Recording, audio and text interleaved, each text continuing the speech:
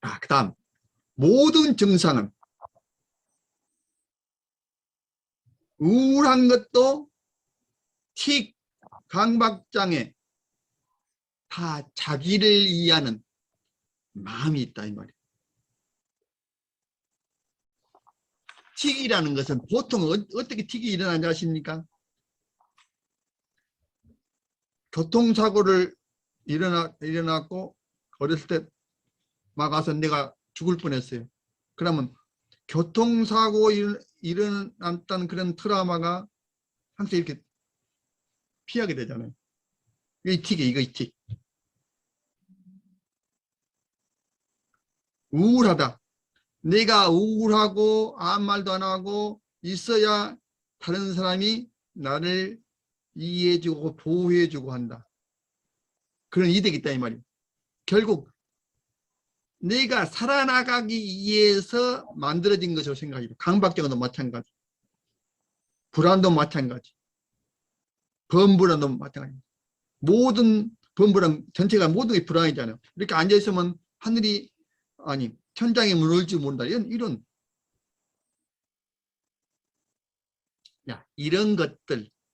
이런 것들이 결국은 내가 나를 살아나가기 위해서 만들어진 나의 마음이라고. 사실 보면 정신병이 없다고 봐야 돼. 나를 위한 마음. 그 마음이 잘못된 생각을 가지고 있잖아요. 그것이 아니야 하고 통찰시켜주고 이것 때문에 네가 된 거야. 네가 어렸을 때 아버지에게 또는 부모님에게 또는 할아버지에게 큰 충격을 당해서 피하기 위해서 또는 네가 그렇게 해야 우울해야 착하고 또 불쌍해 보여야 널 보호한다는 그런 마음이 있기 때문에 그렇지만 불쌍해 보이고 네가 울거나 항상 슬퍼해 보인 것은 좋은 것이 아니지. 좋은 것이 아니라는 것은 더 화나고 더 밖에 네가 생각을 하면은 너는 더 행복해질 수 있어. 이렇게 통찰을 시켜줘야 한다 이 말이죠. 우울도 나야 나. 틱도 나고 강박장애도 나야. 내 안에가 있는 나야. 이걸 고쳐줘야 되겠죠. 사회공포증도 사람과 같이 있으면 싫어져. 왜 싫어져? 있으면 불편하니까. 알코올 중독도 있는 사람은 세상은 다 나 버림받은 사람들 있잖아요. 버림받은 사람. 어렸을 때 예를 들어 고아원에 뭐 자랐다거나 또 어쩝니까? 어렸을 때 또 아버지가 엄마하고 이혼해 가지고 엄마한테 좀 살다가 아빠한테 좀 살다가 뭐 그러다가 또 엄마가 돌아가시면 또 기회문 밑에 또 살아야 되잖아요.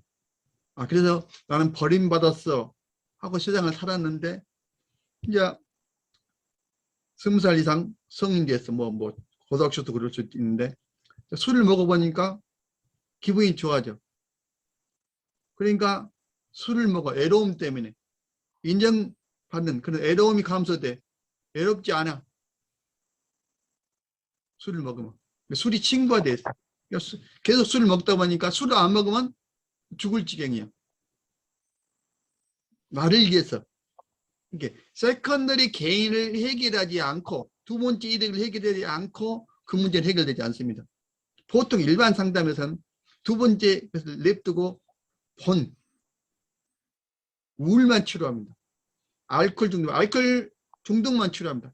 알코올 중독에 있는 그 애로움을 치료해줘. 애롭지 않도록 해주는 방법. 이것까지 같이 처리를 해줘야 알코올 중독이 해소가 됩니다. 아무튼 틱이나 우울이나 강박증이나 사회공포증, 대인공포증은 나를 위해서 만들어진 나의 마음의 일부다 생각하시라고. 그래서 그 긍정적 의도가 잘못됐던 것을 알게끔 해주는 거.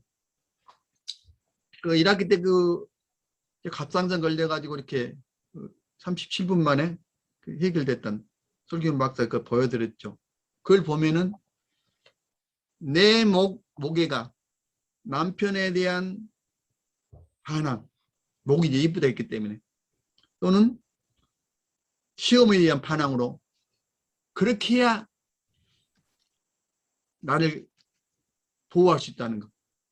그런 생각을 가지고 있죠. 그래서 그렇지 않다. 지금 너는 얼마든지 멋지고 또 네가 할 수 있는 걸 할 수 있다고 이렇게 계속 이야기해 주면서 네 풀은 다시 깔아주니까 37분 해결되잖아요. 일반 상담은 그 기적이라고 하는데 기적이 아니다고요. 우리 마음만 바꿨을 뿐이잖아요. 긍정적인 의도가 있다고 생각하시고 하라고. 모든 것. 학생이 학교를 가기 싫다 하면은 나의 이득이 있어.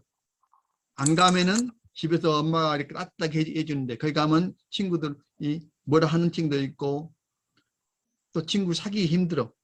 대인 공포가 있어. 그럼 그 사람 뭘부터 고쳐야 돼? 대인 공포부터 상담하면서 고쳐줘야 되겠죠. 그것이 누구한테 나오냐? 부모님한테도 나올 수가 있죠. 부모님까지 상담을 통해서 먼저 해주고 또 자식도 해주고 아동도. 자, 우리 무의식은 앞에하고 좀 비슷하다. 긍정적 의도를 가지는데 그 선택을 최선의 선택을 합니다.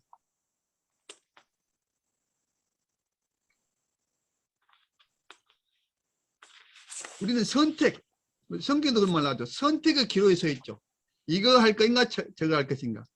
오늘 놀아볼까? 오늘 내일 하면 되잖아. 오늘 놀고. 그럼 내일은 가서 모레하면 되잖아.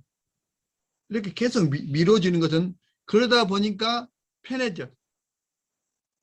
그러나 그 선택은 자신이 선택한 결과 중에 최고 선택이라 이 말이에요.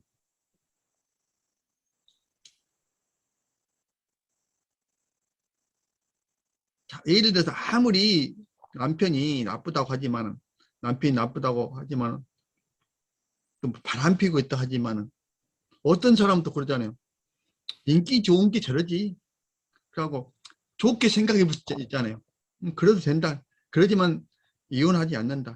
그렇지만 남편이 뭐라고 한 자리 나를 무시했다는 것 때문에 이혼하자는 사람도 있잖아요. 이게 선택입니다. 자기. 그것이 어렸을 때 가지고 왔던 어렸을 때 형성됐던 그런 성격에 따라서 결정하는 방법이 틀리죠. 막 낭비가 심한 부인이 있어. 낭비했어. 뭐 어릴 때 뭐 명품도 뭐 몇백만 원짜리 사고 또 옷도 마찬가지. 그러면 보통 사람들은 그러지 말하고 뭐라 하겠죠. 그렇지만 그것 자체가 굉장히 남편이 봤을 때 귀여워. 뭐 나도 돈도 벌고 있고 귀엽게 생각하고 얼마든지 할 수 있도록 만들어주는 사람도 있잖아요. 어떤 사람들은 그것다 해서 이혼의 조건을 가지고 나온다 이 말이죠. 아무튼 우리의 그 선택은 결국 우리가 하는 거예요. 어떤 이런 일도 있어요. 어떤 회사에서 뭐 어떤 기혼 여성인데 어떤 그 스토커가 하나 있어. 옆 같은 직원이 계속 이렇게 찝쩍거리는데 그만하면 된다. 안 만나거나 하면 된대. 이 관계를 거절을 못해. 혹시 난 좋은 인상으로 뜻을 남고 싶어. 이런 식으로. 이러다 보니까 어떤 관계에 대해서 문제가 생긴 것이잖아요. 그것도 선택은 자기가 한 거예요. 거절할 때는 거절할 수 있어야 돼. 나 지금 애니어그램을 거의 이제 써가지고 이제 그 14사람 써가지고 18개의 애니어그램 날개까지 해가지고 쓰는데요. 그거 나오면 이제 하나씩 들랍니다만 그 애니어그램의 그 9가지 중에서 각자 분석하다 보니까 한 300가지 정도 그 성격이 분석됩니다. 그럼 그 중에서 자기가 선택해서 하면 되겠죠. 결국 9가지 어느 형을 가지고 있느냐에 따라서 생각이 틀립니다.